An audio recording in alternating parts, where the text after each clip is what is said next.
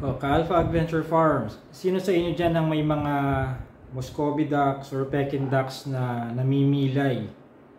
O, minsan tinatawag nyong na nalulumpo or naglulumpo. Hindi hirap makalakad, hindi hirap makatayo, kaya tendency hindi rin makakain. Tapos mangangayayat. Kaya ko natanong yan dahil yan ang kaso nung isa sa mga nagtanong sa akin tungkol sa sitwasyon ng kanyang mga pato. Ito, hinahanap ko nga sa Facebook page. Nasaan yung tanong niya dito? Ito. Galing kay Mark Jeffrey Bordado. Ito ang kanyang tanong sa akin. Bakit po kaya yung pato ko halos 1/4 kilo na lang? Tapos, hindi na makalakad ng maayos. Mahina tumuka. Hindi naman watery ang eyes at walang sipon. 4-month-old na hen. So meron siyang pato. So I think Muscovy duck itong alaga ni Mark. Para sa isang 4 na buwan ng edad, tapos 1/4 na kilo lang siya. Talagang sobrang gaan lang nga nito. Parang halos bulak na lang ang sobrang gaan niya, no? Mark, buti naman na-check mo yung kanyang yung mata ng duck mo kung watery ba or kung may sipon, no? Sa mga ducks kasi bibihira yung kaso ng mga sipon. Hindi kagaya sa mga heritage chickens. Lalo na ngayong mainit ang panahon, no? Sinisipon ng mga heritage chicken. Kung improper yung ventilation sa kanilang mga kulungan at kung halimbawa we have poor biosecurity.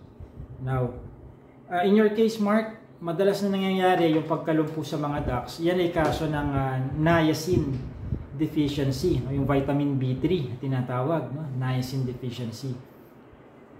Anong big sabihin nun? So, kulang sa niacin ang iyong duck, no? May chance na yun ang case niya. I'm not saying na sure ball na ang sitwasyon mo ay kaso ng niacin deficiency. Pero base doon sa clinical symptom na ibahagi mo sa akin doon sa tanong mo sa post sa Facebook page, mukhang niacin deficiency case nga yan. Kapag ka niacin deficient ang ating mga ducks, ang pangunahing clinical symptom niyan ay yung palagi na lang silang parang nakahiga na lang sa lupa.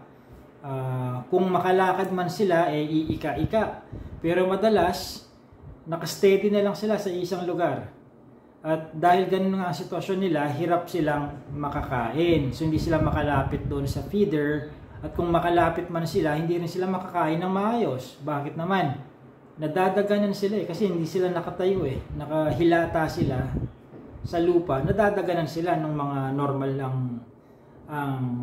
na nakakatayo yung mga kasamahan nila. So hindi talaga sila makakakain at ang resulta ay mangangayayat ng mga yan. Bakit nangyayari ang niacin deficiency sa ating mga alagang mga pato? Pag sinabi nating mga pato, kasama na dyan yung Peking duck, at saka yung Muscovy duck, at saka yung Philippine Mallard duck. Kapag sinabi mong Philippine Mallard duck, yan ang tinatawag nating itik. No? Now, yung Mallard duck na nasa US, hindi yun itik. No? Kaya nga dinugtong ko yung salitang Philippine doon sa Mallard duck para maging itik siya. No?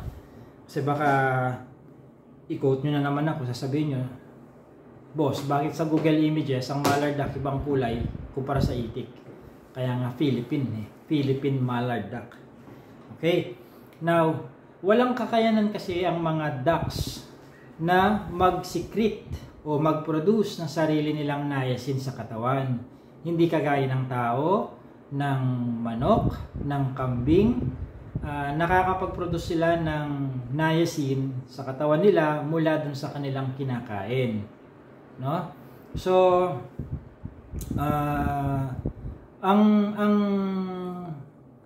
ang problema sa mga ducks kapag yung pinapakain natin sa kanila ay has poor levels or poor level of niacin, nangyayari yan, namimilay sila. So, anong remedyo? Obviously, kailangan pakainin natin sila ng pagkain rich in vitamin B3 or niacin. May mga nabibiling sintetikong mga capsule or gamot para dyan na pwedeng ihalo sa kanilang drinking water. Ako naman kasi ang approach ko, as much as possible dapat ay natural remedy. Ayokong nagsisynthetic ka agad, no? Kumbaga sa ikaw rin naman kasi ikaw na consumer ang in the end kakain nung alagang hayop mo na madalas, halimbawa napapadalas na nabibigyan mo siya ng syntheticong gamot, no? Gusto kong maiwasan yung tinatawag nating ang tawag dito, yung nagiging antimicrobial tayo at magiging antimicrobial resistant tayo, hindi tayo tatabla ng antibiotic pag nagkataon. Gusto kong maiwasan yon. So ang remedyo dyan, ipakainin siya. Ako ang remedyo ay ipakainin siya ng niacin rich na pagkain.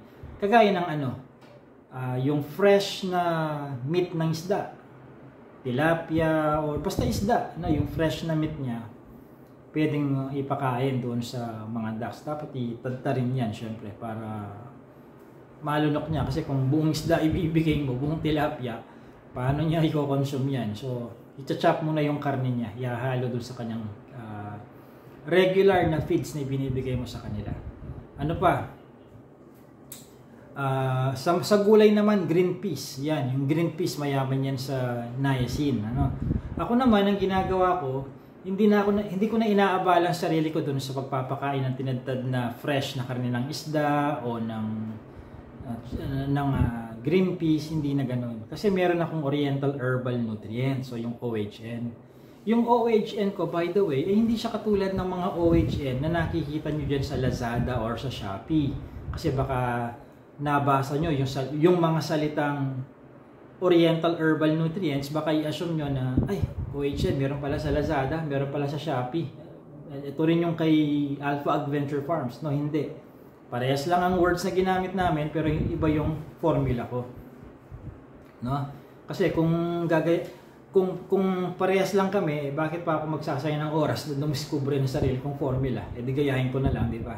Dahil ayoko ngang gayahin yung sa iba, dahil gusto ko better yung sa akin in terms of nutritional value, I decided na mag-formulate ng sarili kong proprietary formula. Now, lahat ng natural ingredients na ginamit ko ay rich in niacin. So, itong Oriental Herbal Nutrients na to, ito na yung natural vitamins na binibigay ko sa aking mga ducks. Mapa Muscovy duck yan, Peking duck, maging sa mga gansa, no? Sa lahat ng alagang hayop na meron si Alpha Adventure Farms, maliban doon sa rabbit, no? So sa mahigit 20 hayop na meron ako, sa rabbit ko lang hindi ibinibigay yung Oriental Herbal Nutrients kasi may ingredient akong ginamit doon na posibleng maging allergic, magkaroon ng allergic reaction yung rabbit, no? Now, tuwing kailan ko ibinibigay itong Oriental Herbal Nutrients na to sa mga Muscovy ducks or sa mga ducks in general? Para makatipid, ang ginagawa ko na lang ay 2 to 3 times kada linggo. May masama bang mangyayari kung aaraw-arawin ko? Yung epekto sa katawan nila, walang masamang mangyayari. Walang overdosage na mangyayari dahil natural ingredients nga ang mga materials na ginamit ko. Para lang makatipid, yun lang ang tanging dahilan ko kung bakit 2 to 3 times a week lang. Pwedeng every other day or maglaktaw ka ng 2 days bago ka maghalo muli ng OHN dun sa kanilang drinking water. Ang ratio ko ng OHN to water ay 2 kutsara ng Oriental Herbal Nutrients ni Alpha Adventure Farms sa kada 1 litro ng tubig. Kada 1 tablespoon, almost equivalent yan sa 15 ml. So, pwede nating sabihin na sa kada 1 litro ng tubig ay 30 ml of Oriental Herbal Nutrients. Okay? So, ang gawin na lang ninyo, kalkulahin ninyo kung mayroon akong separadong video na pinablish na kung gaano karaming tubig ang dapat mainom ng isang duck relatibo sa kanyang edad. Hanapin nyo na lang sa YouTube channel, no? May search button naman dyan, gamitin nyo yun, i-type nyo yung tubig, water, ganyan, no? para ma-filter nyo yung mga video. Okay, so ginagawa ko ganun lang. 2 tablespoons of OHN sa kada isang litron tubig, 2 to 3 times a week. So, sa nagdaang taon, 2023, wala akong naging kaso ng pamimilay or pagkalumpo ng alinman sa mga ducks na meron ako. Wala, 0 case ako niyan. Dahil nga doon sa OHN na ginagamit ko. So, lahat ng materials na ginamit ko doon ay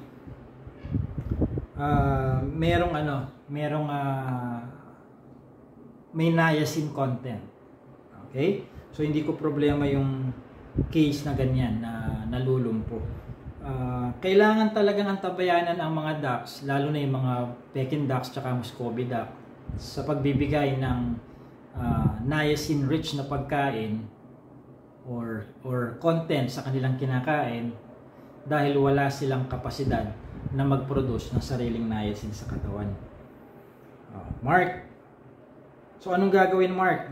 Yung kinuwento ko sa iyo, Mark, ay ano yun preventive measure, paano ka maging proactive? Sa kaso mo, nandyan na So, paano tayo maging reactive ngayon? Kasi nangyari na yan, anong gagawin natin? So, naibigay ko na sa iyo yung paraan kung paano maiwasan ang ganyang sitwasyon sa iba pang mga ducks na meron ka. So, ngayon, ang recommendation ko ganito. Hindi mo nabanggit sa post mo kung kailan ka huling nagpurga. Kasi posible rin kasing posibleng hindi siya niacin deficiency case or posibleng niacin deficiency case siya at saka internal parasite. Mabulate ang Muscovy duck mo. Pwedeng ganun. Hindi natin matutumbok talaga ang kadahilanan by just me reading your question dyan sa Facebook. Kailangan nating i-necropsy yan. Kumbaga sa tao autopsy yun. Para ma-bullseye talaga natin kung ano ang pinagdaraanan ng iyong Muscovy duck, so to say. So, kailan ka huling nagpurga? Ako, nagpupurga ako ng mga ducks bago sila magsipag-itlugan every quarter. Every quarter. Gamit ko ang synthetic na dewormer. Ngayon, kapag kalakasan na ng kanilang pangingitlog, yung pinaka-natural dewormer ko ay yung Oriental Herbal Nutrients na. Hindi ko na sila binibigyan ng synthetic dewormer. Ngayon, kapag lulukob yun natural brooder kasi ang naturally broody ang Muscovy duck, ang pato. Pag naglimlim yan at namisa siya, ayun, isi-synthetic dewormer ko na naman siya noon. Kasi hindi ko naman wala akong iisiping epekto nun sa kanyang mga itlog kasi kakapamisa pa lang yan ang kanyang mga itlog. So hindi pa muna mangingitlog yon. So kahit purgahin ko siya using synthetic dewormer, wala akong iisiping baka merong latak. Kasi nangyayari talaga yan, yung minute parts or remnants ng syntheticong gamot napupunta pati sa itlog. Wala akong iisiping ganon. So lilipas na yung withdrawal period bago siya siguradong mangitlog muli. So ganon yung sa akin. So deworm mo muna kung hindi ka pa nakakapag-deworm. Now kung interested ka na subukan yung aking Oriental Herbal Nutrients, basta umorder ka ng 5 litro, free delivery na yan, whether nasa Luzon ka, Visayas o Mindanao. Pero kung less than 5 liters, sagot nyo pa rin yung shipping or delivery fee. So, dun muna ako magpo-focus, Mark, so dun sa dalawang posibleng case niyan, either niacin deficiency or internal parasite infestation. Okay? Idamay mo ng purgahin, hindi lang itong namimilay mong pato, kundi lahat na ng flock mo, ipurgahin mo na rin sila. At saka, yun, kung order ka nga ng OHN, pati sila bigyan mo na rin. So, yun ang recommendation ko, Mark. I hope may napulot kang lesson dito sa episode na to. Doon naman sa gustong makabili ng mga Peking ducks at saka Muscovy ducks, merong ibinebenta si Alpha Adventure Farms. Iiwan ko yung mga links sa description ng video na to. I-click na lang ninyo yon. Tapos i-click nyo yung mga links at mapupunta kayo sa website Doon yung makikita yung presyo at saka payment options. Kung ano-anong mga age groups ang available na pwede nyong bilhin. Alright? So this has been JC De Guzman of Alpha Adventure Farms.